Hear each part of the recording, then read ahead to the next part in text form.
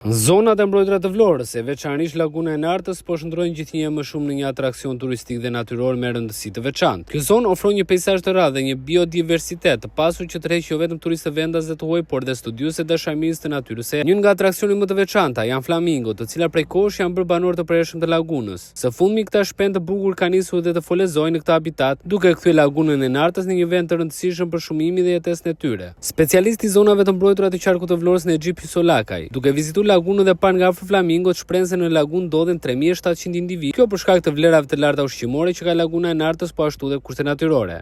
Sipas censusit të vitit 2025, pra që zhvillohet në Nartë çdo viti, numri i flamingove në lagunën e Nartës, në ambientet përreth saj, pra dhe kripore dhe ambiente të tjera, ka qenë rreth 3700 individ, pra një numër goxha i konsiderueshëm. Kjo për shkak të vlerave të larta edhe të ushqimore që ka vetë laguna, edhe të vetë kushteve optimale që krijojnë për specien. Tendencat e folezimit të flamingos në zonën e Nartës janë të shumë viteve më para, pra ka pas tendencat folezimit deri në krijimin e foles. Nuk është arritur procesi deri në fund sipas ekspertëve për shkak dhe arsye e konflikteve natyrale që ndodhin midis folezimit dhe disa specieve të tjera gjitarëve. Pra nuk është rasti i parë i tendencës folezimit, por këtë vit sipas këtyre ekspertëve kemi më para procesin, pra te hedhja e vezëve, që mendoj që është një fenomen shumë i rëndësishëm për vetë specien, por edhe për biodiversitetin në zonë. Shpresoj që ky proces shkojë deri në fund, pra që të mos kemi ndërprerje të saj për arsye të tjera pastaj që mund të jenë natyrale apo njerëzore. Deri tani ka treguar që habitati më i përshtatshëm brenda këtij peizazhi i species flamingos është kripori ose tokat baltore, me baltë të cilat u jep një mundësi njëkohësisht edhe për ushqim, por edhe për ndërtimin e foles, duke ditë që është një fole ndërtuar prej balte e ringritur nga niveli i tokës, pra edhe për arsye të mbrojtjes, rreth 30-35 cm.